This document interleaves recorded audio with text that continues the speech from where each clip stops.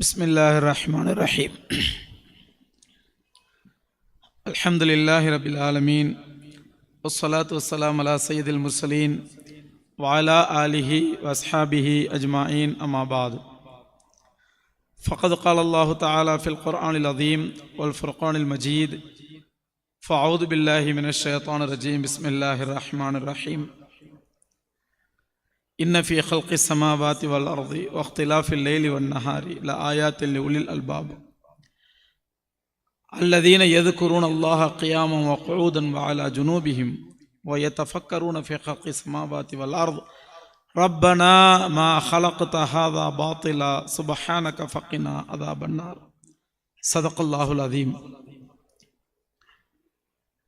கண்ணியத்திற்கும் மரியாதைக்கும் உரிய கிஃப்ட் இஸ்லாமிக் அகாடமியினுடைய நிர்வாக பெருமக்களே, ஆசிரிய பெருந்தகைகளே, மாணவ செல்வங்களே, மகத்தான பெற்றோர்களே, இஸ்லாமிய சகோதர சகோதரிகளே, அஸ்ஸலாமு அலைக்கும் வரஹ்மத்துல்லாஹி வபரகாத்துஹு.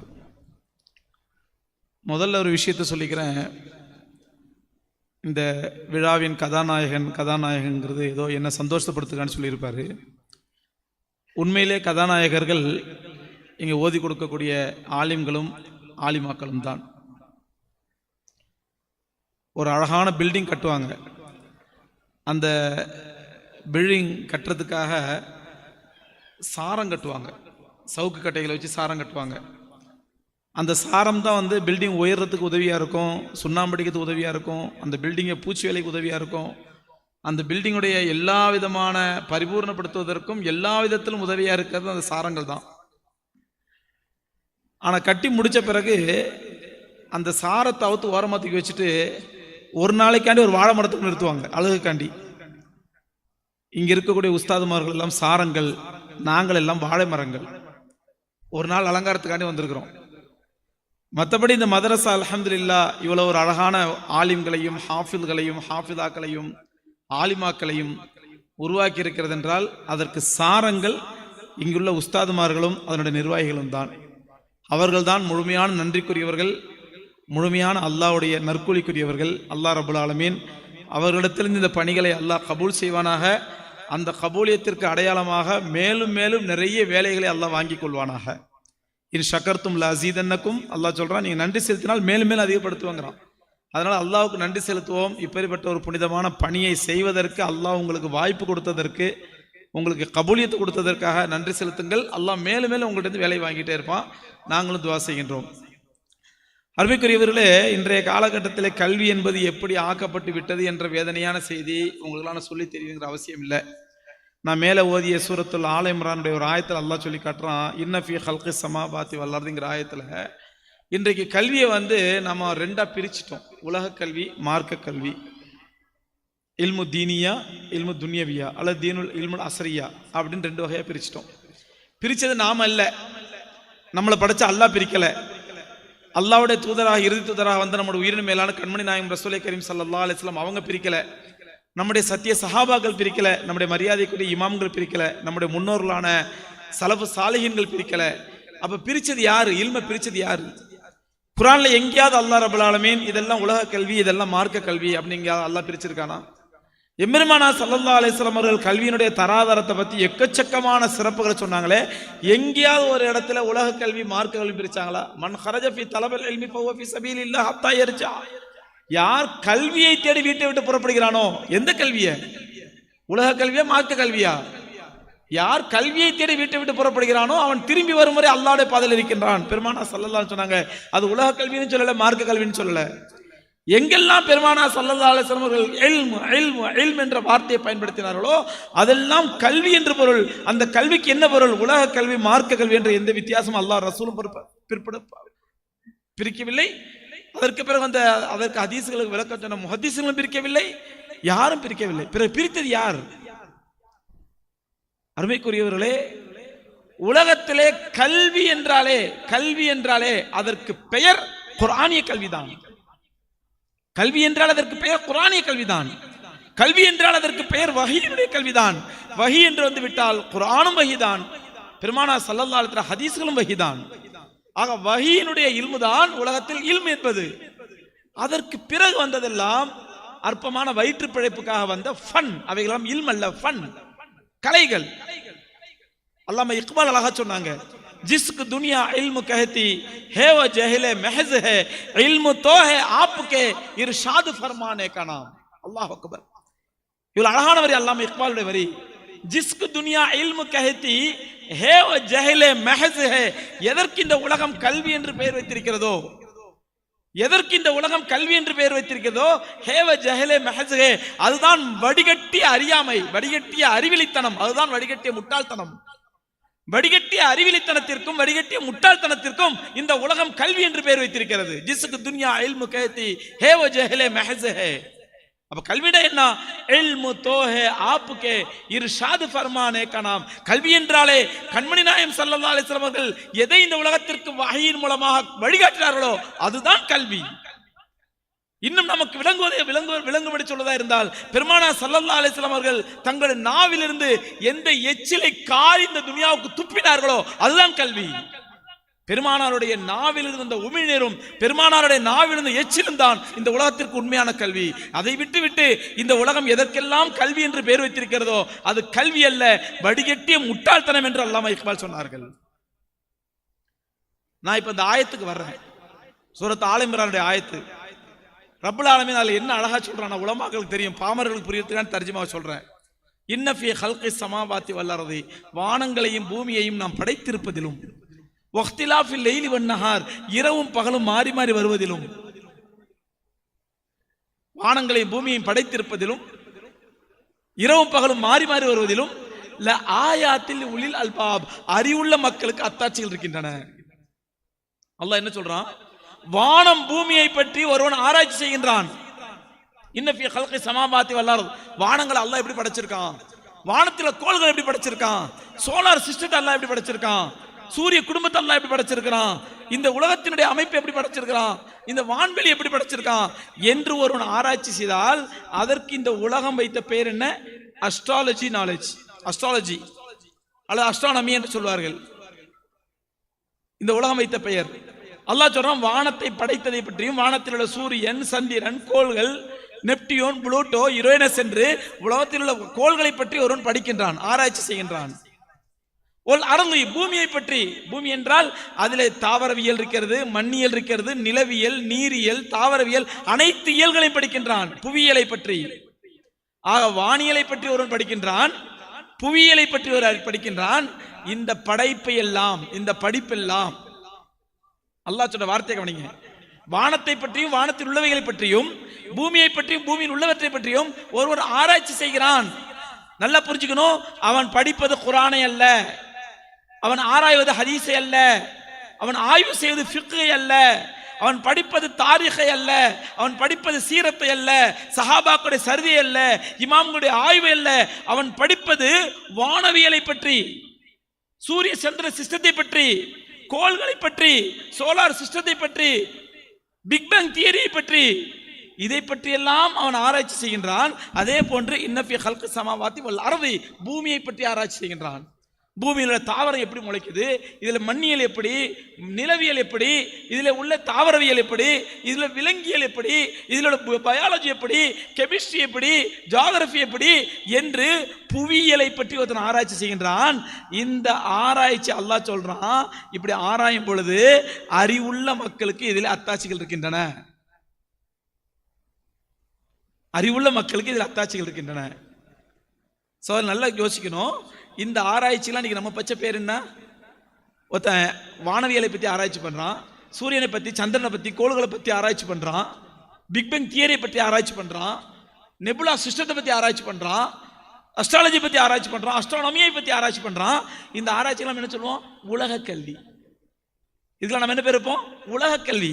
ஒருத்தன் ஜியோகிராஃபியை பற்றி ஆராய்ச்சி பண்ணுறான், நிலவியலை பற்றியும் தண்ணீரியலை பற்றியும் மண்ணியலை பற்றியும் நீரியலை பற்றி ஆராய்ச்சி பண்ணுறான். இதுக்கு நம்ம என்ன சொல்லுவோம்? உலக கல்வி. ஏன்னா அவன் குர்ஆனை பற்றியோ ஹதீஸை பற்றியோ தாரீகை பற்றியோ ஃபிக்ஹை பற்றி ஆராய்ச்சி பண்ணல. அவன் ஆராய்ச்சி செய்தது நாம் வைத்த பெயர் உலக கல்வி.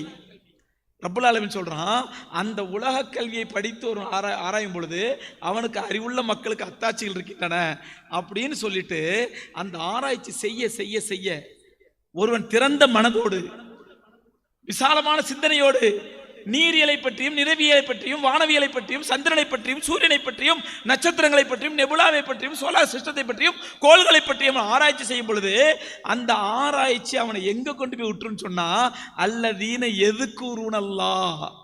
எதுக்கூறுனல்லா அவன் ஆராய்ச்சி செய்வது புவியியலை பற்றி, அவன் ஆராய்ச்சி செய்வது வானவியலை பற்றி, அவன் ஆராய்ச்சி செய்வது சுரங்கத்தை பற்றி, அவன் ஆராய்ச்சி செய்வது மண்ணியலை பற்றி நீரியலை பற்றி. ஆனால் அந்த ஆராய்ச்சி அவனை எங்க கொண்டு போய் விட்டுருன்னு சொன்னா அல்லதீன எதுக்கூறுனல்லா அவன் எல்லா நேரமும் அல்லாஹ்வை நினைவு கூற ஆரம்பித்து விடுவான். நல்லா புரிஞ்சுக்கணும்.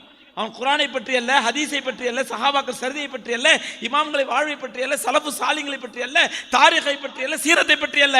அவன் ஆராய்ச்சி செய்வது அல்லாஹ் சொல்வது இன்ன ஃபீ ஹல்கி ஸமாவாத்தி வல் அர்தி வானங்களையும் பூமியையும் படைத்திருப்பதிலும் வக்திலாஃபில் லைலி வன் நஹாரி இரவும் பகலும் மாறி மாறி ஏன் வருகின்றன என்பதை பற்றியும் ஒருவன் ஆராய்ச்சி செய்தால் ஆயாத்தில் உலில் அல்பாப் அறிவுள்ள மக்களுக்கு அத்தாட்சிகள் இருக்கின்றன. அந்த அத்தாட்சி அவனை எங்கே கொண்டு விட்டுவிடும் என்றால் அல்லதீன எதுக்குருனல்லாஹ் கியாமம் வ குஊதன் வ அலா ஜுனூபிஹிம் அவன் அல்லாஹ்வை நினைவு கூற ஆரம்பிச்சு விடுவான். எப்படி? சும்மா சுப்ஹானல்லாஹ் சுப்ஹானல்லாஹ் அல்ஹம்துலில்லாஹ் இல்ல, நின்ற நிலையிலும் அல்லாஹ் அல்லாஹ் அல்லாஹ் அல்லாஹ், உட்கார்ந்த நிலையிலும் அல்லாஹ் அல்லாஹ் அல்லாஹ் அல்லாஹ், தன்னுடைய விலாப்பரத்தின் மீது படுத்த நிலையிலும் அல்லாஹ் அல்லாஹ் அல்லாஹ் அல்லாஹ். அல்லதீன எதுக்குருனல்லாஹ் கியாமம் வ குஊதன் வ அலா ஜுனூபிஹிம். அல்லாஹு அக்பர். நின்ற நிலையில் அல்லாஹ், உட்கார்ந்த நிலையில் அல்லாஹ், படுத்த நிலையில் அல்லாஹ். எப்போ அல்லாஹ் பத்தியே யோசிக்க ஆரம்பிச்சிருவான். எதை ஆராய்ச்சி செய்தவன்? வானங்களையும் பூமியையும் இரவும் பகலையும் மாறி மாறி வருவதையும் பற்றி ஆராய்ச்சி செய்தவன் எந்நேரமும் அல்லாஹ்வை சிந்திக்க ஆரம்பித்து விடுவான். முதல்ல சிந்திப்பான், அப்புறம் ஆழ்ந்து சிந்திப்பான், ஆராய்ச்சி செய்வான். மறுபடியும் ஆய்வு செய்வான்.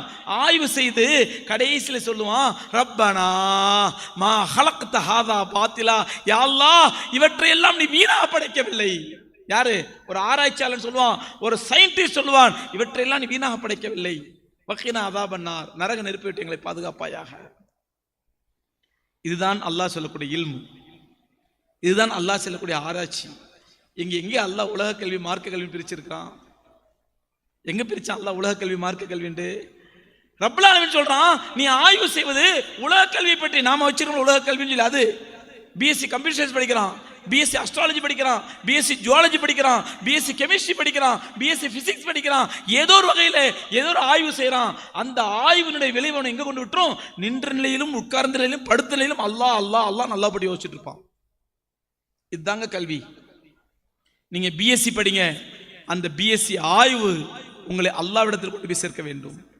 நீங்க எம்எஸ்சி படிங்க, சயின்டிஸ்ட் ஆங்க, இன்ஜினியரிங் படிங்க, மெடிக்கல் படிங்க, ஜட்ஜுக்கு படிங்க, லாக்கு படிங்க, என்ன வேணுமானாலும் படியுங்கள். அந்த உங்களுடைய படிப்பு உங்களை கொண்டு போய் சேர்க்கும் இடம் ரப்பினுடைய காலடியாக இருக்க வேண்டும். அதுதான் கல்வி.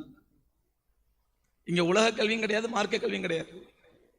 ஏன் சொன்ன சகோதரர்களே, உலகத்திற்கு கல்வி என்ற வார்த்தையை, எஜுகேஷன் விஸ்டம் என்ற வார்த்தையை அறிமுகப்படுத்தியதே இஸ்லாம் தாங்க. ஆனால் இந்த குர்ஆனிய கல்வி, இந்த நுபுவத்துடைய கல்வி மக்களுக்கு மத்தியில் பரவ ஆரம்பித்து விட்டாங்க. ஒரு சில உதாரணங்கள் சொல்றோம் உங்களுக்கு. நீங்க மதரசா கல்வி என்றாலும் என்ன ஆகிட்டோம்? பிச்சைக்காரங்க படிக்கிற கல்வி, படிப்பறிவு ஏறாத படிக்கிற கல்வி, முட்டாப்பைய படிக்கிற கல்வி. ஒரு எக்ஸாம்பிள் சொல்றேன்.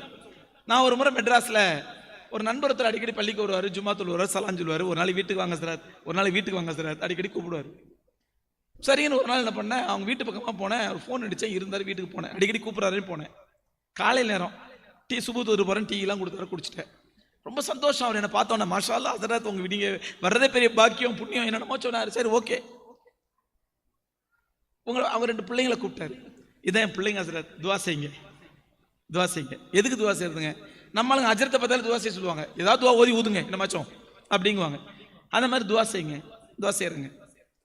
கிளம்பட்டுமா? இல்லை ஒரு நிமிஷம், என் பிள்ளைங்களை அறிமுகப்படுத்திடுறேன். இவன் 10th படிக்கிறான் சார், ஃபர்ஸ்ட் கிளாஸாக படிக்கிறான், டாப் ஸ்கூல் டாப், நல்லா படிக்கிறான். இவன் 7th படிக்கிறான், படிப்பே ஏற மாட்டேங்குது சார், படிப்பே ஏற மாட்டேங்குது, துவா செய்யுங்க.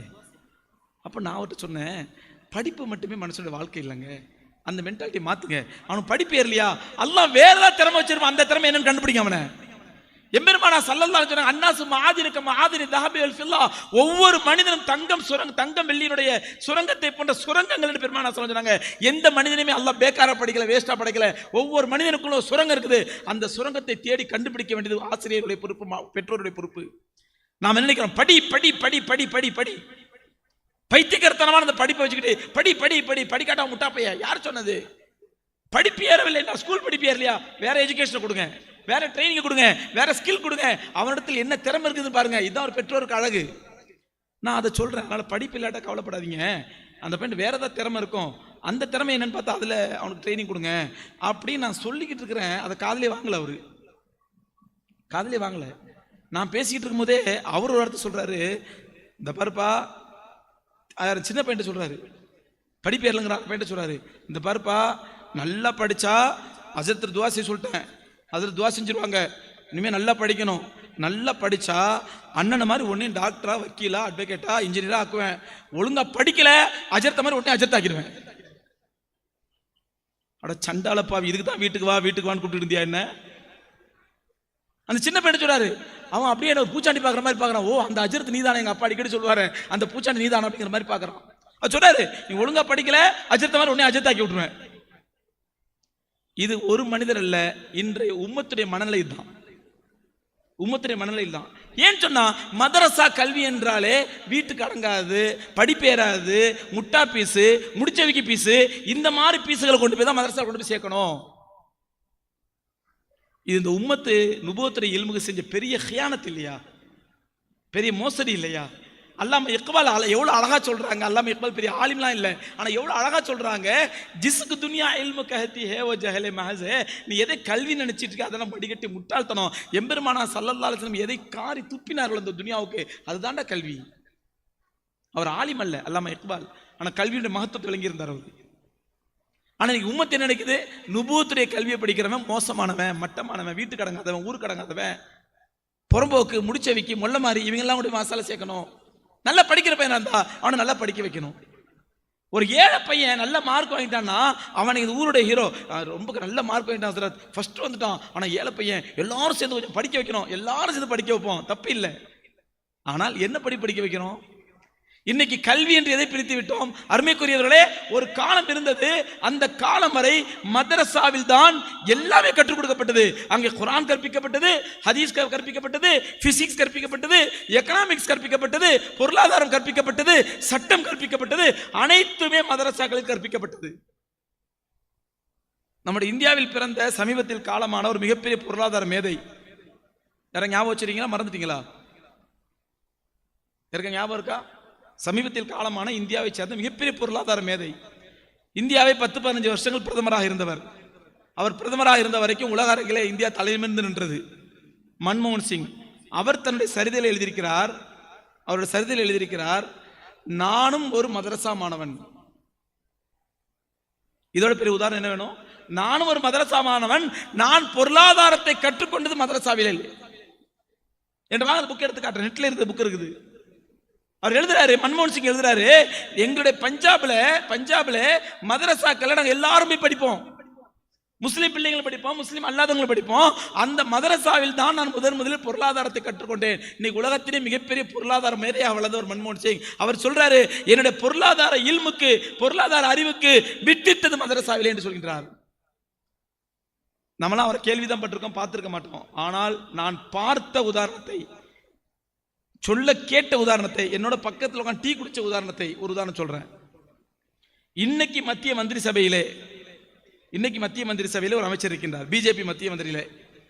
பிஜேபியில இருக்கிற மத்திய மந்திரி சபையில கொஞ்சம் அறிவுள்ள அமைச்சர் அவர்தான். கல்கத்தாவில ஒரு பெரிய அரங்கிலே ஒரு பெரிய தாலீம் கி தாக்கத் அப்படின்னு சொல்லி ஒரு பெரிய மாநாடு, கல்வியினுடைய முக்கியத்துவத்தை சொல்லக்கூடிய பெரிய மாநாடு கல்கத்தாவில. நான் ஸ்பெஷல் கெஸ்டா போயிருக்கிறேன். அந்த மத்திய அமைச்சர் சீஃப் கெஸ்டா வந்திருக்கிறாரு.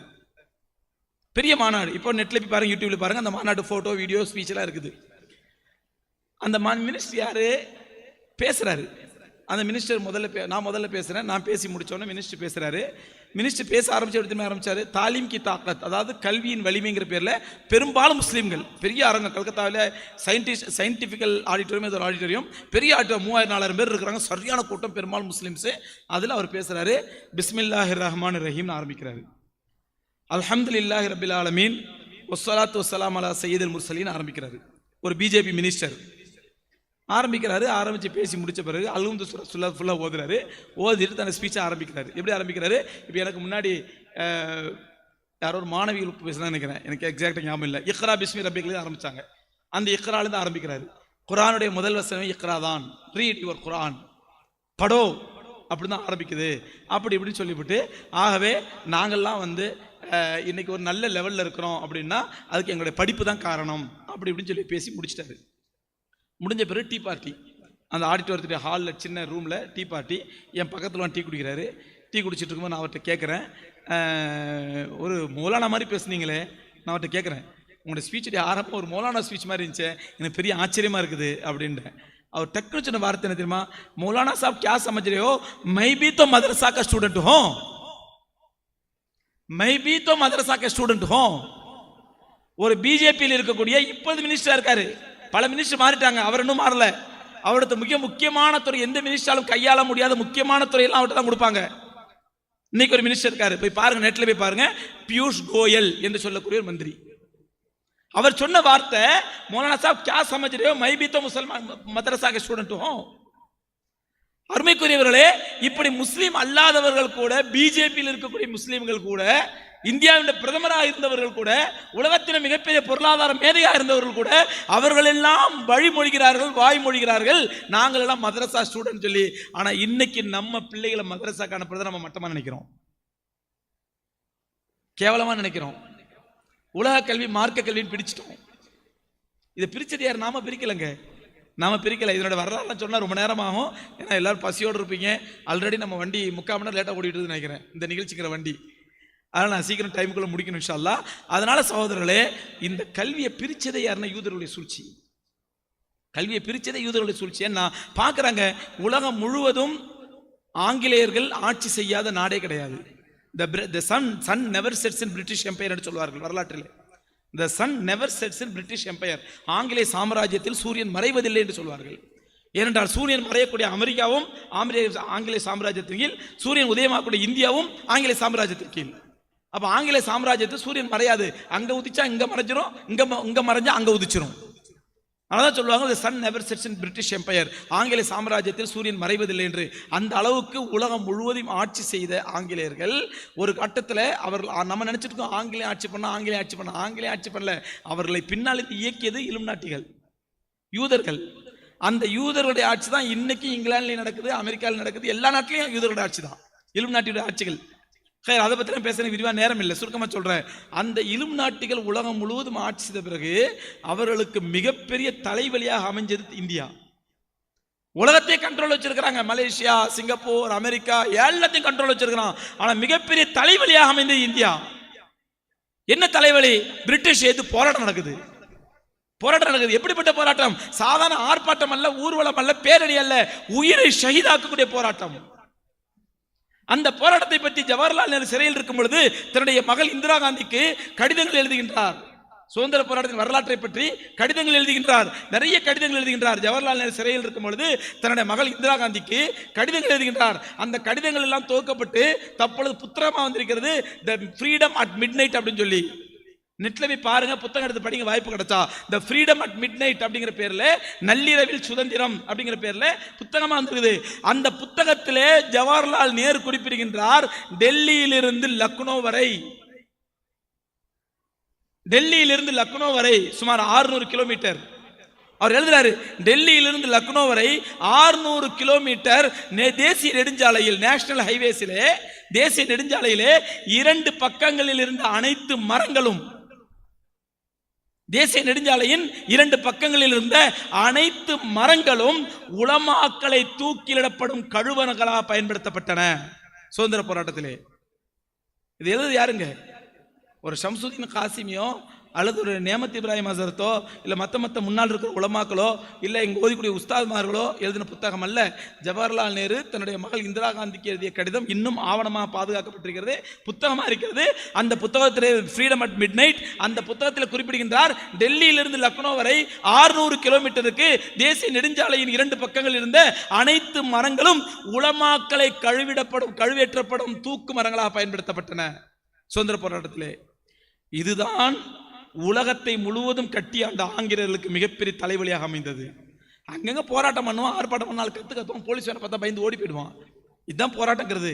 ஆனா இதுக்கப்புறம் உயிரை கொடுத்துட்டு இருந்துங்க.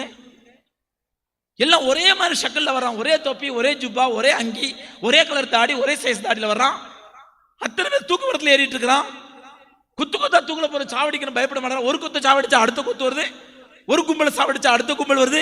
இப்படி புற்றீசல் கிளம்பிட்டு இருக்கான். இதுதான் ஆங்கிலேயருடைய தூக்கத்தை கலைத்தது. இதெல்லாம் வரலாறு சகோதரர்களே, நம்மளுக்கு தெரியறதில்லை. இதெல்லாம் வரலாறு. இந்த சம்பவம் நடக்கும் பொழுதுதான் பிரிட்டிஷ் பார்லிமெண்டிலே ஒரு விவாதம் நடக்கின்றது. நல்லா கவனிங்க, முக்கியமான சாப்டருக்கு வர்றேன். யார் உலக கல்வி மார்க்க கல்வி என்று பிரித்தது அப்படிங்கிற ஆதாரத்தோடு நம்ம சொல்றேன். பிரிட்டிஷ் பார்லிமெண்ட்லேயே ஒரு விவாதம் நடக்கின்றது. அந்த விவாதத்திற்கு கருப்பொருள் என்னவென்றால், இந்தியாவிலே சுதந்திரம் கேட்டு உயிரை வாங்கிட்டு இருக்கிறாங்க, இந்தியாவில் சுதந்திரம் கேட்டு உயிரை வாங்கிட்டு இருக்கிறாங்க, உயிரை மாய்க்கிறாங்க, நேர்ல இருந்து போராடுறாங்க, ஆயுத போராட்டம் நடத்துறானுங்க, நம்மளால சமாளிக்க முடியல. இங்கேருந்து போற வைஸ்ராயெல்லாம் பயந்து ஓடி வந்துடுறான். இங்கேருந்து போற வைஸ்ராயி ஊட்டியிலையும் கொடைக்கானல்லையும் கூடலூர்லையும் நல்ல அமைச்சா குழு ஏரியால அவனுக்கு கோட்டை கட்டி கொடுத்தா அவன் அங்கே போய் ஜாலியாக என்ஜாய் பண்ணுறது மேலே பயந்து ஓடியாந்துடுறான். ஐயா தாங்க முடியல, திடீர்னு இது மேலே பாம்பு போடுறானுங்க, எங்களும் சாவடிக்க வரானுங்க, ஓடியாந்துடுறான் எல்லா வைஸ்ராய்களும், நம்மளால சமாளிக்க முடியல, இந்த தரித்திரம் முடிச்ச இந்தியாவுக்கு சுதந்திரத்தை கொடுத்துடலாம் அப்படின்னு ஒரு பேச்சு வருது. கொஞ்சம் எடுத்து பாருங்க. The discussion about freedom of இந்தியாங்கிற தலைப்பில் நெட்டில் இருக்குது. அதில் ரொம்ப சுவாரஸ்யமான இதெல்லாம் இருக்குது. அதில் ஒரு மெம்பர், எனக்கு எக்ஸாக்டாக ஞாபகம் இல்லை, அந்த மெம்பர் பேசுகிறாரு, சுதந்திரம் கொடுக்கூடான்னு எதிர்க்கிறாரு. அவர் பேசுகிற பேச்சு என்ன தெரியுமா, இன்னைக்கு நம்ம நரேந்திர மோடி மனசில் வச்சுட்டு பேசுகிற மாதிரியே இருக்குது அவர் பேசுனது. இன்னைக்கு நம்ம நரேந்திர மோடி மனசில் வச்சுக்கிட்டு பேசுகிற மாதிரியே இருக்குது. அன்னைக்கு 50, 60 வருஷம், 75 வருஷத்துக்கு முன்னாடி பிரிட்டிஷ் பார்லிமெண்ட்டில் பேசுனது. அவர் என்ன பேசுனீங்க எடுத்து பாருங்க, நெட்டில் எடுத்து பாருங்க. அவர் பேசுறாரு, என்ன பேசுறாரு, நீங்கள் யாரிடத்தில் ஒப்படைக்க போகிறீர்கள் இந்தியாவை? அவர் கேட்கிறாரு, சுதந்திரம் கொடுத்து யாரிடத்தில் ஒப்படைக்க போகிறீர்கள்? ரவுடிகளிடத்திலும் ராஸ்கலிடத்திலும் ஒப்படைக்க போகிறீர்கள். அவர்கள் குடிக்கும் நீருக்கும் சுவாசிக்கும் காற்றுக்கும் வரி போடுவார்கள். யாருங்க சொல்றாரு? உங்களுக்கு புரியலையா? தலையாட்டுங்க, தப்பு இல்லை, ஒன்னும் அரெஸ்ட் பண்ணி தூக்கிட்டு போயிட மாட்டான். நரேந்திர மோடியை சொல்றாரு, தாமோதர தாஸ் நரேந்திர மோடி சொல்றாரு, ரவுடிகளிடத்திலும் ராஸ்கலிடத்திலும் கொடுக்க போகிறீர்கள் இந்த இந்தியாவை, அவர்கள் குடிக்கும் நீருக்கும் சுவாசிக்கும் காற்றுக்கும் வரி போட்டு விடுவார்கள் மக்களுக்கு. 75 வருஷம் முன்னாடி பேசுறது, இன்னைக்கு நரேந்திர மோடி மனசுல வச்சு பேசுன மாதிரியே பேசியிருக்கான் அந்த ஆளு. இதெல்லாம் அதில் உள்ள சுவாரஸ்யமான விஷயங்கள். முக்கியமான விஷயம் என்ன அப்படின்னா, கிளாக்ஸ்டோன் என்று சொல்லக்கூடிய ஒரு member of parliament, senate member, அவன் எழுந்திருக்கிறான். எழுந்து சொல்றான், நாம் இந்தியாவுக்கு சுதந்திரம் கொடுப்பதை பற்றி எந்த கவலையும் பட வேண்டாம், தாராளமாக கொடுத்துடலாம், தாராளமாக கொடுத்துடலாம், இந்தியாவுக்கு சுதந்திரம் கொடுப்பதை தாராளமாக கொடுத்துடலாம். ஆனால் ஒரே ஒரு விஷயத்தில் கவனமா இருங்க. ஏன்னு சொன்னா, என்னன்னு சொன்னா, நாம் அவர்களுக்கு ஜியோகிராபிக்கல் ஃப்ரீடம் கொடுத்தால் கூட கல்ச்சுரல் ஸ்லேவ்ஸாக அவர்களை நம்ம ஆக்கிக் கொள்ள வேண்டும். கல்ச்சுரல் ஸ்லேவ்ஸ், ஜியோகிராபிக்கல் ஃப்ரீடம் கொடுத்துட்டு கல்ச்சுரல் ஸ்லேவ்ஸாக ஆக்கிக் கொள்ள வேண்டும். அப்படின்னா என்ன? புவி சார்ந்த சுதந்திரம் கொடுத்துருங்க, புவி சார்ந்த சுதந்திரம் கொடுத்துருங்க, ஜியோகிராபிக்கல் சுதந்திரம் கொடுத்துருவோம். ஆனால் கலாச்சார அடிமைகளாம் அவர்களை ஆக்க வேண்டும், கலாச்சார அடிமைகளை ஆக்க வேண்டும். அப்படி கலாச்சார அடிமைகளை ஆக்க வேண்டும் என்றால் அதற்கு என்ன வழி தெரியுமா? ஒரு பேப்பர் எடுத்து காட்டுறான், புக் எடுத்து காட்டுறான், புக் எடுத்து காட்டு, அந்த புக்ல இருந்து ஒரு பேப்பரை கிளிக்கிறான். கிளாக்ஸ்டோன் நெட்ல பாருங்க, எல்லாமே இருக்குது, நான் சொல்றது பொய்யல்ல, ஆதாரப்பூர்வம் படிச்சுட்டு வந்து நெட்ல பாருங்க. அப்படி நான் சொன்னது உங்களுக்கு கிடைக்கலன்னு சொன்னா இன்ஷா அல்லாஹ் நம்ம நாசர் பாய் தொடர்ந்து கொண்டு என் நம்பரை வாங்கி கேளுங்க, நான் உங்களுக்கு ஆதாரம் தரேன் இன்ஷா அல்லாஹ். புக் எடுத்து காட்டுற, புக்கு கிளிக்கிறாரு, கிழிச்சிட்டு சொல்றாரு, இந்த பேப்பர் இந்த புத்தகத்தோடு இணைந்திருக்கும் வரைதான் இந்த பேப்பருக்கு ஒரு மதிப்பு. இந்த பேப்பர் இது புத்தகத்தோடு இணைந்திருக்கும் வரைதான் இதுக்கும் பேர் புத்தகம். கல்வி பேழை. ஆனால் இந்த புத்தகத்தை விட்டு இந்த பேப்பரை கிழித்து விட்டால் that is a tissue, just like. அந்த பேப்பருக்கு பேர் என்ன? Tissue paper. சிறுநீரை துடைக்கலாம், மலத்தை துடைக்கலாம், நஜிசை துடைக்கலாம், வேர்வையை துடைக்கலாம், சளியை துடைக்கலாம், என்னத்தனால் துடைக்கலாம், just like டிஷ்யூ பேப்பர். இந்த புத்தகத்தோடு இணைந்திருக்கும் ஞான பேழை புத்தகத்தை விட்டு கிழித்து விட்டால் அது ஒரு டிஷ்யூ பேப்பர். எதற்காக இதை சொல்கிறேன் என்றால், இந்த உலகம் இந்த உலகம் இஸ்லாத்தின் மூலமாக குர்ஆனோடு இணைந்திருக்கிறது.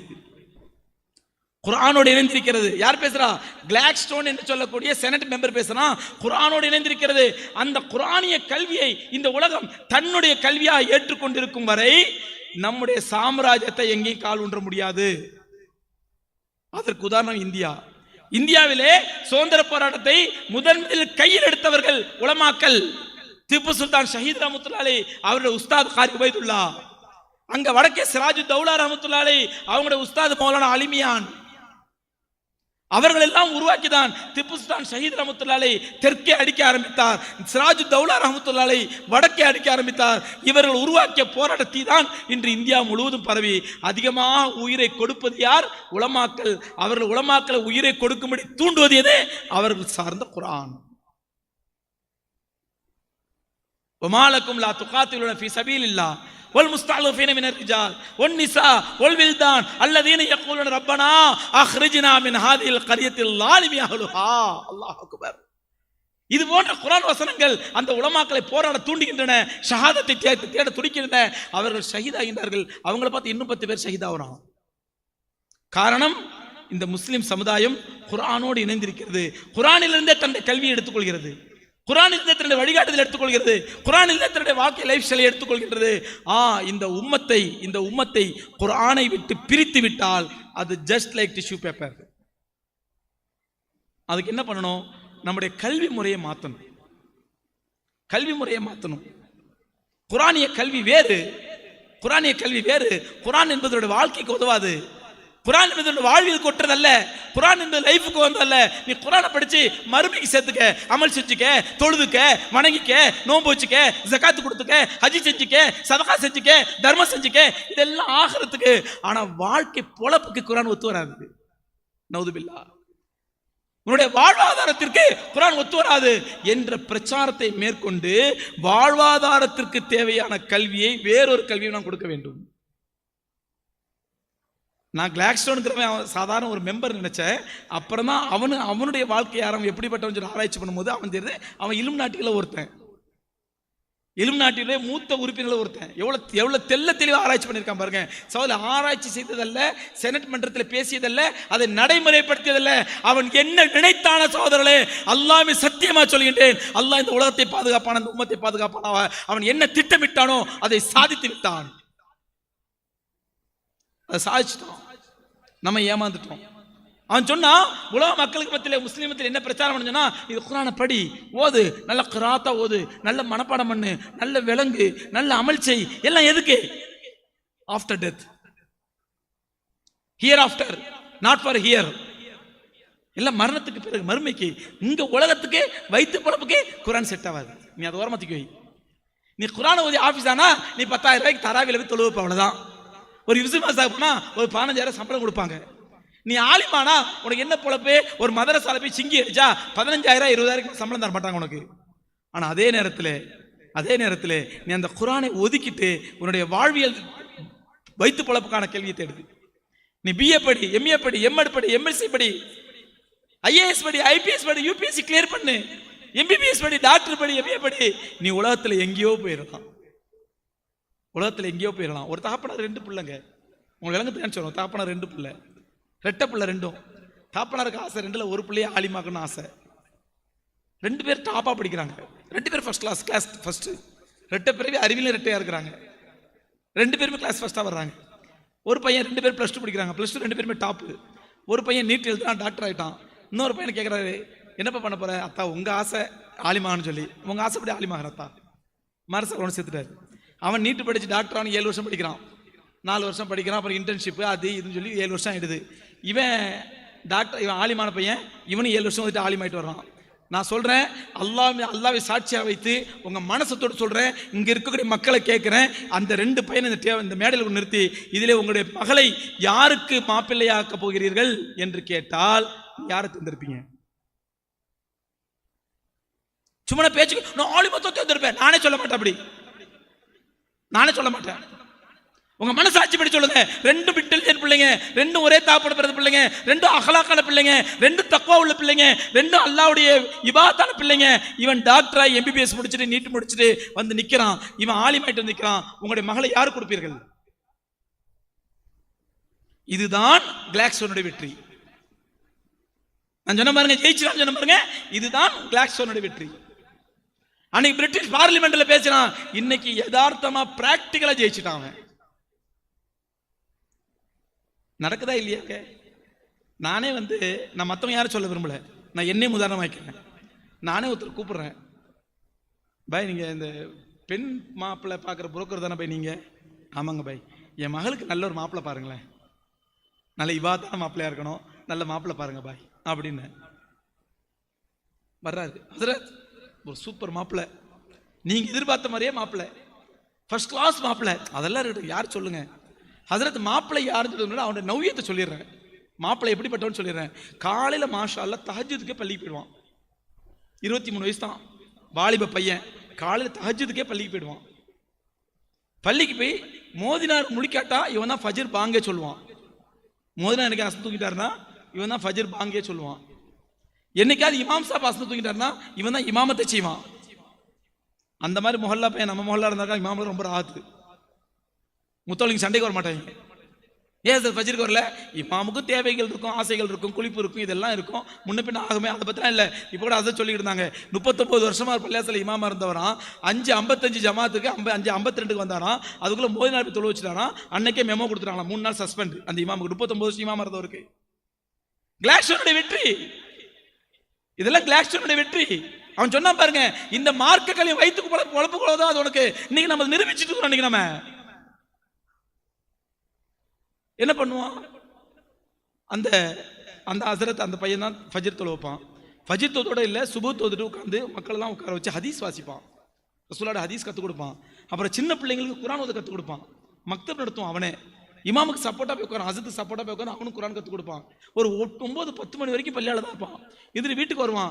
வீட்டுக்கு வந்தா நாஸ்டா பண்ணிட்டு அவனோட சுய தேவைகளை முடிச்சுட்டு, நம்ம மொஹல்லால யாராவது விதவைகள் இருக்காங்களா அவங்கள போய் தன்னால் உதவி செய்வான். வயசானவங்க இருக்காங்களா ஆஸ்பத்திரி கூட்டு போவான், மருந்து வாங்கி கொடுப்பான். யாருக்கா கரண்ட் பில் கட்டணுமா இவன் போய் கரண்ட் பில் கட்டணும் கொடுப்பான். ரேஷன் வாங்கணுமா ரேஷன் வாங்கி கொடுப்பான். இப்படியே 1 மணி 2 மணி வரைக்கும் போயிடும். அப்புறம் லோருக்கு வந்தான்னா லோவர் தோதுட்டு அதுக்கப்புறம் இப்படியே ஹசரத் வாழ்க்கை ஃபுல்லா சமுதாயத்துக்குன்னே அப்புறம் அர்ப்பணிச்சிட்டான்.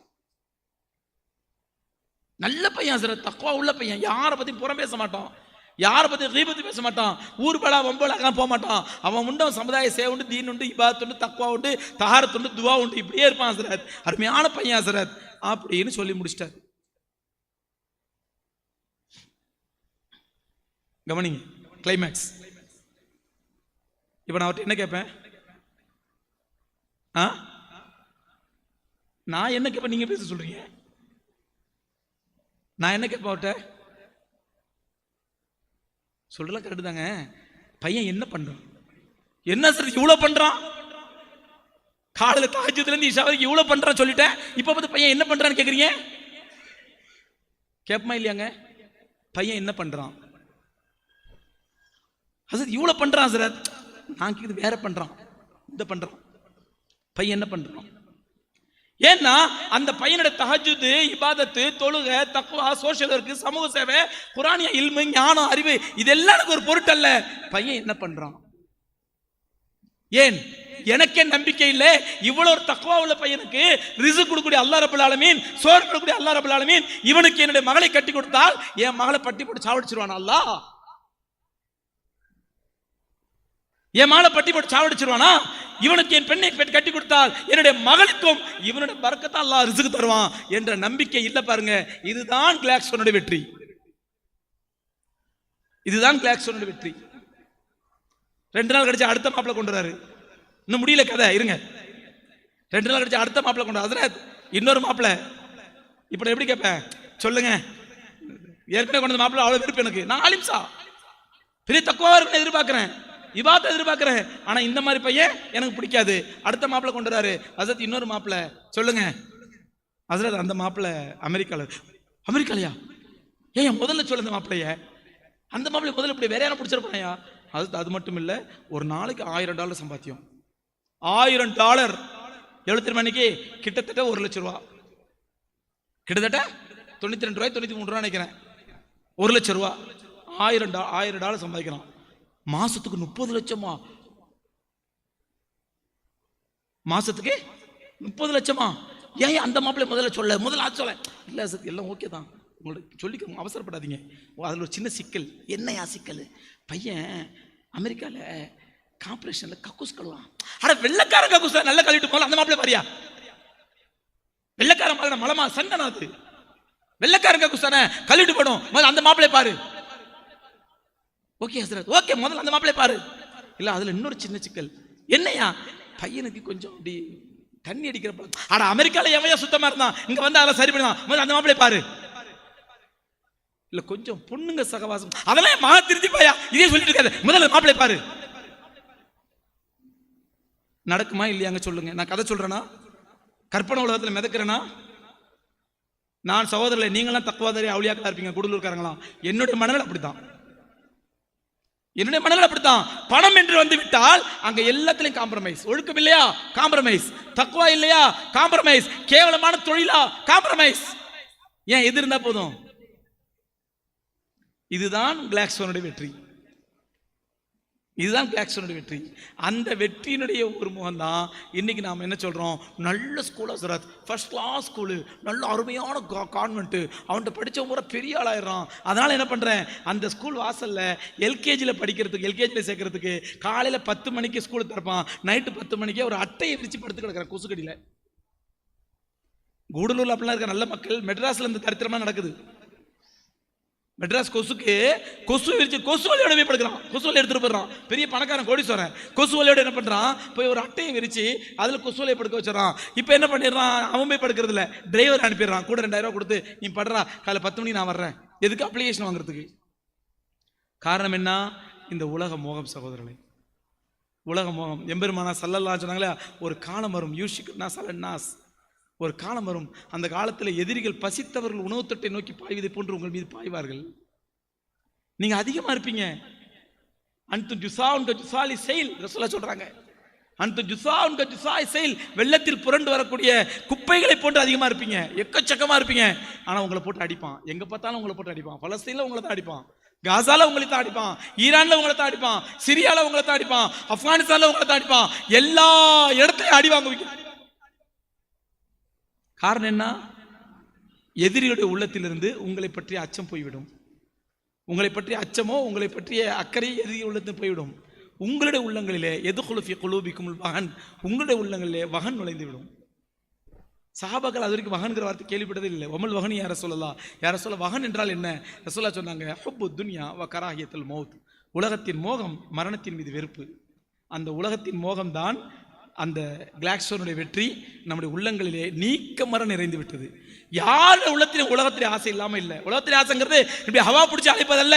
நம்முடைய துனியாவை, நம்முடைய ஆகிரத்தை விட, இல்மை விட, தக்வாவை விட, ஈமானை விட, இறையச்சத்தை விட, அல்லாஹ்வை விட, ஆகிரத்தை விட நம்முடைய துனியாவுக்கு முக்கியத்துவம் கொடுத்தால் அதற்கு பேர் தான் உப்பு துனியா. அதனாலதான் சொல்றேன், நான் அந்த மேடையில் இருந்த ஒரு 10-12 பெற்றோர்களை மனசார வாழ்த்தினேன். இவர்கள் எல்லாம் ஆண்மை உள்ள பெற்றோர்கள்.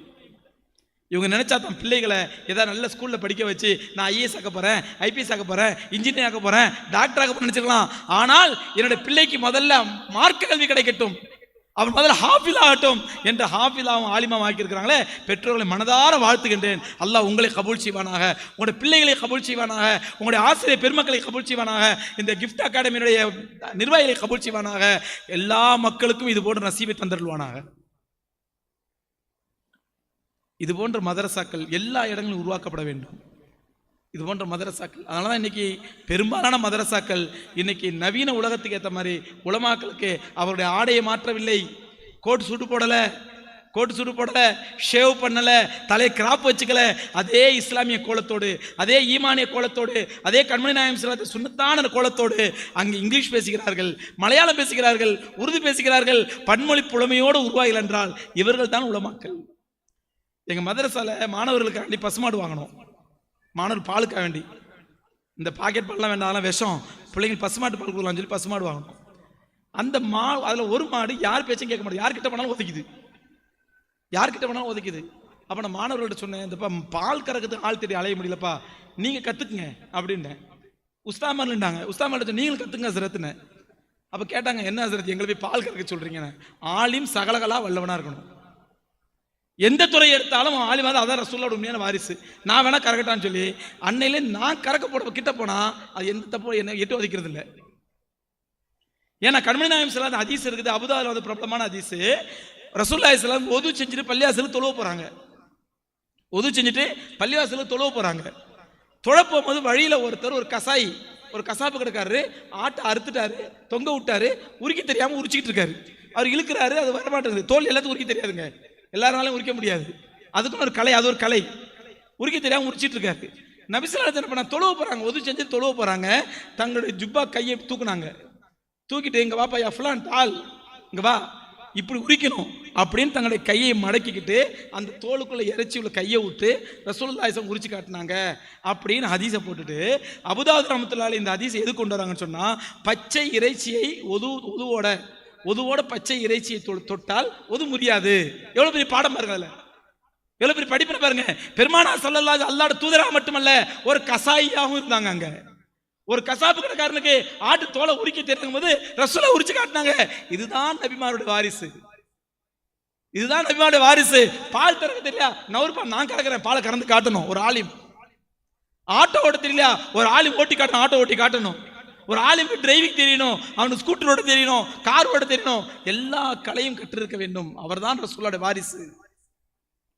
அந்த மாதிரி சகோதரர்களே மதரசாக்கள் உருவாக்கப்பட வேண்டும். அவன் பிரிச்சு விட்டான், உலக கல்வி ஆகிரத்து கல்வி பிரிச்சு விட்டான். நம்மள என்ன பண்ண, நம்முடைய முன்னோர்கள் மூதாதையர் உலமாக்கள் அல்லாஹ் அவங்களை கிருபை செய்வானாக, அவங்க என்ன பண்ணிட்டாங்க, பாவியோட பிரிச்சுட்டான். நம்ம குறைஞ்சபட்சம் இந்த கல்வியாவது காப்பாத்திக்கலான்னு இந்த கல்வியை மார்க்க கல்வின்னு பேர் வச்சு தனியாக கூட்டு வந்துட்டாங்க. அதில் உலகத்தை கலக்க விடுறது இல்லை. அதனுடைய விளைவு தான் இன்னைக்கு அவங்கள குறை சொல்லலை, நம்முடைய மூத்த உலமாக்கள் சலபு சாலிகள் குறை சொல்லலை, அல்லாஹ் அவர்கள் கிருபை செய்வானாக. அவங்க அந்த நேரத்தில் இந்த கல்வியாவது காப்பாற்றிக்கலாம், பாவிங்க அந்த கல்வி நாசமாக்கிட்டானுங்க, இந்த கல்வியாவது காப்பாற்றிக்கலாம் அப்படின்னு கல்வியை தனியாக எடுத்துகிட்டு தான் மார்க்க கல்வி உருவாக்குறாங்க. இல்லை என்றால் சகோதரர்களே, நீங்கள் பிஏ படிக்கிறதோ, எம்ஏ படிக்கிறதோ, பிஎஸ்சி படிக்கிறதோ, எம்எஸ்சி படிக்கிறதோ இதெல்லாம் கல்வி அல்ல. இதெல்லாம் கல்வி அல்ல, நல்லா புரிஞ்சுங்க. இதெல்லாம் கல்வி அல்ல, இதற்கு பெயர் கலை. இன்னைக்கு காலேஜில் பார்க்குறீங்களா, arts and science college, arts and science college, Kalai and கல்லூரி, கலை அறிவியல் மற்றும் கலை கல்லூரி, அறிவியல் மற்றும் கலை கல்லூரி. என்ன கலை? ஆர்ட்ஸ் அண்ட் சயின்ஸ் காலேஜ்ங்கிறாங்க. அப்படின்னா என்ன கலை? எம்ஏ படிக்கிறீங்களா, அது ஆர்ட்ஸ் அண்ட் சயின்ஸ். பிஏ படிக்கிறீங்களா, ஆர்ட்ஸ் அண்ட் சயின்ஸ். எம்எஸ்சி படிக்கிறீங்களா, பிஎஸ்சி படிக்கிறீங்களா, ஆர்ட்ஸ் அண்ட் சயின்ஸ். பிஎட் படிக்கிறீங்களா, ஆர்ட்ஸ் அண்ட் சயின்ஸ். இந்த கலை எல்லாம், இந்த படிப்பெல்லாம் அது இல்ம் அல்ல, ஃபன். ஃபன் என்றால் கலை. என்ன கலை? வயிற்று பிழைப்புக்கான கலை. அதுக்கு பேர் இல்ம் அல்ல, வயிற்று பிழைப்புக்கான கலை. அது படித்தா வயிற்ற பழச்சிக்கலாம். ஒரு எம்ஏ படித்தவன் நல்லவனா இருப்பான்னு கேரண்டி இல்லை. ஒரு எம்எஸ்சி படித்தவன் தக்வாதாரியா இருப்பான்னு கேரண்டி அல்ல. ஒரு எம்ஃபில் படித்தவன் அவன் இறையச்சம் உள்ளவனா இருப்பான்னு கேரண்டி அல்ல. ஆனால் நுபுவத்துடைய கல்வியும் குரானிய கல்வியை படிப்பவன் மட்டும்தான் இறையச்சம் உள்ளவனா இருக்க முடியும். ஒரு எம்ஏ படித்தவன், எம்எஸ்சி படித்தவன், பிஎஸ்சி படித்தவன் அவன் குரானையும் ஹதீஸையும் சேர்த்து படித்தால் அவன் இறையச்சம் உள்ளவனா இருக்கலாம், தக்வாதாரியா இருக்கலாம். ஒரே ஒரு விஷயம் சொல்லி முடிச்சிடுறேன். இன்னைக்கு பேப்பர்ல நியூஸ்ல பாத்தீங்கன்னா ஒயிட் காலர் கிரைம் அப்படின்னு ஒரு கிரைம் இருக்குது. ஒயிட் காலர் கிரைம், அதுக்கு அந்த கிரைமுக்கு பேரே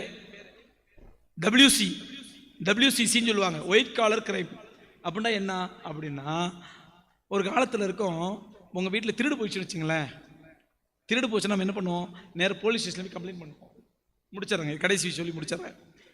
கொஞ்சம் உட்காருங்க, தேசிய உட்கார கலையாதீங்க, வேண்டாம், முடிச்சிடறேன். அவங்க சோதனை உங்களுடைய பொறுமையை சோதிக்க விரும்பல, உட்காருங்க, முடிச்சிடறேன். இன்ஷா அல்லாஹ்.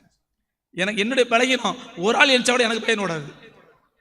யாராவது ஒரு ஆள் எழுச்சினா கூட எனக்கு பயன் ஓடாது. பிடிக்கல பொழுது எழுச்சி போகிறாங்க, இப்போ முடிச்சிடலான்னு நினைப்பேன். முடிச்சிடறேன், ஆனால் அந்த ஒரு விஷயம் சொல்லி முடிச்சிடறேன். என்ன சொல்லிட்டு இருந்தேன், திருடு போயிடுச்சு வீட்டில், போலீஸ் ஸ்டேஷனில் கம்ப்ளைண்ட் பண்ணுவோம். போலீஸ் கேட்பான் எப்படி திருடு போச்சு. அவன் பழைய டைப் வச்சிருவான், நிறைய டைப். கைஃபியத்து சிறுக்கு, எப்படி திருடு போச்சு அப்படின்னு கேட்பான். செயின் ஸ்னாப்பிங்கா, பீரோ புல்லிங்கா, டோர் நாக்கிங்கா, லாக் பிரேக்கிங்கா அப்படின்னு பல வகை வச்சிருப்பான். பூட்டை உடைச்சிருக்கானா, இல்லை ஜன்னல் கம்பியை வளைச்சி உழப்பிட்டு இருக்கானா, அல்ல பீரோ புல்லிங், பீரோ அங்கே இருந்தால் அப்படியே இழுப்பான் மெதுவாக, அப்படியே இழுத்து வீட்டை கதை உடைக்க மாட்டான், ஒன்றே உடைக்க மாட்டான். நீங்கள் வெயில் காலத்தில் ஜன்னலை திறந்து வச்சு தூங்கினீங்கன்னா அவன் என்ன பண்ணுவான், அழகாக கொக்கி வச்சு பீரோ இழுப்பான். பீரோ இழுத்து ஜன்னல்கிட்ட கொண்டு வந்துடுவான். ஜன்னல்கிட்ட இருந்துக்கிட்டே நிதானமாக சாவி போட்டு திறந்து எல்லாத்தையும் எடுத்துகிட்டு போயிடுவான். இதுக்கு பேர் பீரோ புல்லிங். இன்னொன்று செயின் ஸ்னாப்பிங். ரோட்டில் இதெல்லாம் உங்களுக்கு எப்படி அது தெரியும்னு கேட்குறீங்களா? இதைத்தான் சொன்ன ஒரு ஆலிமுக்கு எல்லாம் தெரியணும். ஒரு ஆலிமுக்கு எல்லாம் தெரியணும். அது சொன்ன பீரோ புல்லிங். செயின் ஸ்னாப்பிங்னா செயின் அறுத்துட்டு ஓடுறது. லாக் பிரேக்கிங், அப்படி லாக் பிரேக்கிங்னா பூட்டை உடைக்கிறது. விண்டோ நாக்கிங் அப்படின்னா கதை உடைக்கிறது. இப்படி பல வகை இருக்குது. அவன் கேட்பான், போலீஸ் கேட்பான் எந்த கைஃபியத்தை என்னண்டு. நீங்கள் பீரோ புல்லிங்கன்னு அவன் பீரோ புல்லிங்கன்னே அந்த ஏரியாவோட லிஸ்ட் வச்சிருப்பான். இவன் பீரோ புல்லிங்கில் எக்ஸ்பர்ட், இவெல்லாம் செயின் ஸ்னாப்பிங்கில் எக்ஸ்பர்ட், இவெல்லாம் வந்து இதில் எக்ஸ்பர்ட் வச்சிருப்பான். அந்த அந்த நீங்கள் உங்களுக்கு வேண்டிய ஆளாக இருந்தால், நீங்கள் போலீஸுக்கு ரொம்ப வேண்டிய ஆள், ஏதோ மேலிடத்துலேருந்து ப்ரெஷரு இந்த மாதிரி ரெக்கமெண்டேஷனோட போனீங்கன்னா அந்த லிஸ்ட்டை எடுப்பான். அந்த 10 பேரை கூப்பிடுவான், தலையில் தட்டி, டேய் நமக்கு ரொம்ப வேண்டிய ஆள் தான், டிஎஸ்பிக்கு வேண்டிய ஆள், ஐஜிக்கு வேண்டிய ஆள் அப்படின்னு சொன்ன உடனே நீங்கள் களவு கொடுத்த பொருள் அடுத்த நாளே கையில் கிடச்சிரும். உங்களுக்கு எந்த சேதாரம் இல்லாமல். நீங்கள் பாமர மக்கள் தான் கிடைக்காது, அது வேறு விஷயம். நான் எனக்கு ஒரு எக்ஸ்பீரியன்ஸ் சொல்ல பாருங்களேன். என்னுடைய மாமா ஒருத்தர் மூத்தா போயிட்டார். அவர் வந்து ஒரு நாள் மெட்ராஸில் பஸ்ஸில் போகிறாரு, 10,000 பணம் எடுத்துகிட்டு போகிறாரு. பிக் பாக்கெட் ஆகிடுச்சு. எனக்கு ஃபோன் அடித்தார், மர்மோனே 10,000 எனக்கு பிக் பாக்கெட் அடிச்சுட்டாம்பா, ஏதாவது உனக்கு தெரிஞ்ச போலீஸ் ஆஃபீஸ் தான் சொல்லுப்பாப்னு. அப்போது எந்த ஏரியா மாமா அப்படின்னு, ட்ரிப்ளிகேன்லன்னாரு. அப்போது ட்ரிப்ளிகேன் போலீஸ் ஸ்டேஷனில் என்னுடைய கிளாஸ்மேட் என் கூட படித்தவன் ராஜகோபாலங்கிற இன்ஸ்பெக்டராக இருந்தான். உடனே நான் என்ன பண்ண நேரில் போயிட்டேன். நேரில் போய், ராஜா என்னப்பா ராஜா இந்த மாதிரி எங்கள் மாமா ஒருத்தவங்க 10,000 கொண்டு போய் இதாகி போச்சான், அது என்னென்னு பாருங்க ராஜா அப்படின்னு உடனே டக்குன்னு என்ன பண்ணால், பாய்க்கு ஃபோன் போடுங்க அப்படின்னா. இறங்கி மாமாவுக்கு ஃபோன் போட்டேன். அவர், பாய் எந்த பஸ்ஸில் வந்தீங்க? இத்தனை நம்பர் பஸ்ஸில் வந்தேன். எந்த ஸ்டாப்பில் ஏறினீங்க? இந்த ஸ்டாப்பில் ஏறினேன். எந்த ஸ்டாப்பில் இறங்க வேண்டியது? இந்த ஸ்டாப்பில் இறங்க வேண்டியது. எப்போ பார்த்தீங்க பணத்தை? இந்த இடத்துல பார்த்தேன். எல்லாம் கேட்டுக்கிட்டு, ஓகே பாய் நீங்கள் வெயிட் பண்ணுங்க அப்படின்ட்டு என்ன பண்ணா, 5 நிமிஷத்தில் பணம் கைக்கு வந்துச்சு. 5 நிமிஷம் பணம் கைக்கு வந்துச்சுங்க.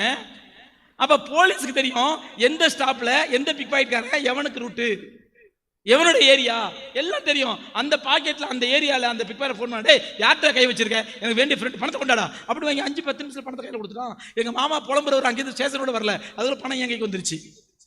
இதுதான் நீ போலீஸ் ஸ்டேஷன் நிலைமை. இப்போ நீங்கள் போய் சொன்னீங்கன்னா அவன் என்ன பண்ணுவான், லிஸ்ட் வச்சிருப்பான். அந்த லிஸ்ட்டில் யார் இருப்பான்னு பார்த்தீங்கன்னா, பிளேடு பக்கிரி, பங்கு குமார், இதெல்லாம் 1 டிகிரி.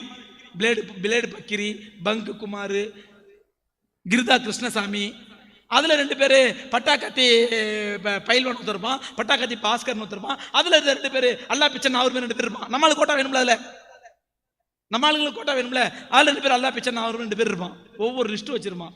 அந்த லிஸ்ட்டை வச்சு கூப்பிடுவான். அவனை பார்த்துக்க தலையில் தட்டின பொருள் வந்துடும். இது பொதுவாக ஸ்டேஷன்களோட நடைமுறை. ஆனால் இப்போ கூடலூர் பஸ் ஸ்டாண்டில், அதில் கூடலூர் பஜாரில் அங்குள்ள ஏடிஎம்ஐ அவனை திருடிட்டான், ஏடிஎம்ஐ இவனை கொள்ளடிச்சிட்டான் அப்படின்னு போலீஸில் கம்ப்ளைண்ட் பண்ணிங்கன்னா, அவன் அந்த பட்டாக்கத்தி பாஸ்கரையோ அல்ல பங்கு குமாரையோ அந்த அல்லா பிச்சை அவர் மேலே கூப்பிட மாட்டான். அந்த ஏரியாவில் உள்ள மெக்கானிக்கல் இன்ஜினியர் பூரா பிடிங்குவான். அந்த ஏரியாவில் உள்ள மெக்கானிக்கல் இன்ஜினியர் பூரா பிடிங்குவான். ஏன்? ஏடிஎம் ஓப்பன் பண்ணுறது பட்டாக்கத்தி பாஸ்கரால் முடியாது, ஏடிஎம் ஓப்பன் பண்ணுறதுக்கு பிளேடு பக்கரியால் முடியாது, ஏடிஎம் ஓப்பன் பண்ணுறதுக்கு கத்தி குத்து கத்தனால முடியாது. அந்த ஏடிஎம் ஓப்பன் பண்ணணும்னா அதுக்கு மெக்கானிக்கல் இன்ஜினியரிங் படிச்சிருக்கணும். அப்போ மெக்கானிக்கல் இன்ஜினியரே படித்த ஒருத்தன் திருட்டு பயிலாக இருக்கிறான்டா. அப்போ அவன் படித்த மெக்கானிக்கல் இன்ஜினியரிங் அவனுக்கு ஒரு எத்திக்ஸை கற்றுக் கொடுத்தானே அர்த்தம், ஒரு வாழ்க்கை நேர்மையை கற்றுக் கொடுத்தானே அர்த்தம், ஒழுக்கத்தை கற்றுக் கொடுத்தானே அர்த்தம்.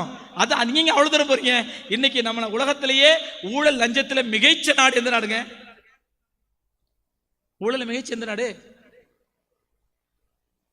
தெரியலையா? இன்னும் உலகமே தெரியாம இருக்கிறீங்க. ஊழலையும் லஞ்சத்திலையும் மிகைத்த நாடு நம்முடைய தாய் திருநாடு. ஊழல் மிகச்ச நாடு, லஞ்சத்தில் மிகச்ச நாடு. என்ன பேர் நீங்க நினைக்கிறேன், என்ன சார் நரேந்திர மோடி 10 வருஷமே அவர் மேல எந்த ஊழல் புகாருமே வரலையே, எந்த ஊழல் புகாருமே வராது. ஏன்னா நவீனமா ஊழல் செய்யறவர் அவருக்கு.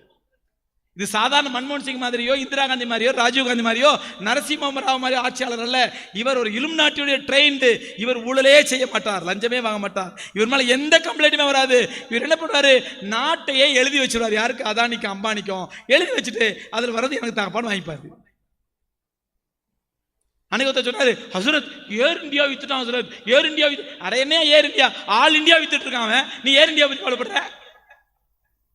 அவன் ஆல் இந்தியா வித்துட்டு இருக்கான். அப்ப உலகத்திலேயே இன்னைக்கு ஊழலையும் லஞ்சத்தில் மிகைத்த நாடு இந்தியா. அந்த ஊழலையும் லஞ்சத்தையும் மிகச்சி செய்யறது யாரு? அரசியல்வாதிகளா அதிகாரிகளான்னு பார்த்தா அதிகாரிகள். அவனுக்கு தான் ஊழல் செய்ய தெரியும், ஊழல் செய்ய கற்றுக் கொடுப்பான். எல்லாம் விரிவாக சொல்ல முடியும் ஆதாரத்தோட. டைம் முடிச்சிடறேன். ஐஏஎஸ் ஐபிஎஸ் அளவுக்கு இந்தியாவோட உயர்ந்த படிப்பு படித்த ஒரு ஐஏஎஸ் அதிகாரிக்கு ஊழல் செய்யக்கூடாதுன்னு ஏன் தெரியல? இது மக்களுடைய வரிப்பணம், ஏழை மக்கள் வேர்வை சிந்தி சிந்த வரிப்பணம், அவன் உழைச்சி ஜிஎஸ்டி டிசிஎஸ் எல்லாம் அவன் அந்த கொள்ளை வரி நடத்த கட்டக்கூடிய பணம். இந்த பணத்தை நம்ம கொள்ளடிக்கிறோமே அப்படின்னு ஏன் ஐஏஎஸ்க்கு தெரியல? இந்த படிப்பு ஒரு நேர்மையாளனை உருவாக்காது, திறமையாளனை உருவாக்கும். திறமையாளை உருவாக்கும், அறிவாளியை உருவாக்கும், ஒரு நேர்மையான உருவாக்காது. ஒரு நேர்மையாளனாக படித்தவன் உருவாக வேண்டும் என்றால் அவனுக்கு மார்க்க கல்வியும் இறை கல்வியும் இறை தூதர் நுபுவத்துடைய கல்வியும் இருந்தால் மட்டும்தான் முடியும் என்பதை என்றைக்கு இந்த உலகம் புரிந்து கொள்கிறதோ அன்றைக்கு இந்த உலகம் நேர்மையான உலகமாக வாழும். அப்படி நேர்மையான உலகத்தை உருவாக்குவதற்கான சில விதைகள் தான் இந்த கிஃப்ட் ஸ்கூல். அல்லாஹ் பாதுகாக்கணும். இது போன்ற ஸ்கூல்கள், இது போன்ற மதரசாக்கள் நிறைய உருவாகணும். ஒரு கூடலூருக்கு ஒன்று போதாது சொன்னாங்க. அதாவது நியமத்து பிரயாணத்தில் பேசி சொன்னாங்க, இது கூடலூர் எல்லா மக்களும் கூடி இருக்கிற ஊர். மாஷா அல்லாஹ், பேரே அழகான பேராக இருக்குது. எல்லா மக்களும் கூடி நடத்துங்க, ஒற்றுமையோடு நடத்துங்க, இஹ்லாஸோடு நடத்துங்க. அல்லாஹ் மேலும் மேலும் வளர செய்வான். இங்கு ஓதிய மாணவர்களையும் ஓதி முடித்த மாணவர்களையும் ஓதி பட்டம் பெறும் மாணவ மாணவிகளையும் அல்லாஹ் கபூல் செய்வானாக, ஏற்றுக்கொள்வானாக என்று மீண்டும் ஒரு துவா செய்து வாய்ப்பளித்தவங்க நன்றி கூறி விடைபெறுகிறேன். வாஹிரு தாவான் அல்ஹம்துலில்லாஹி ரப்பில் ஆலமீன். அஸ்ஸலாமு அலைக்கும் வரஹ்மத்துல்லாஹி வபரகாத்துஹு.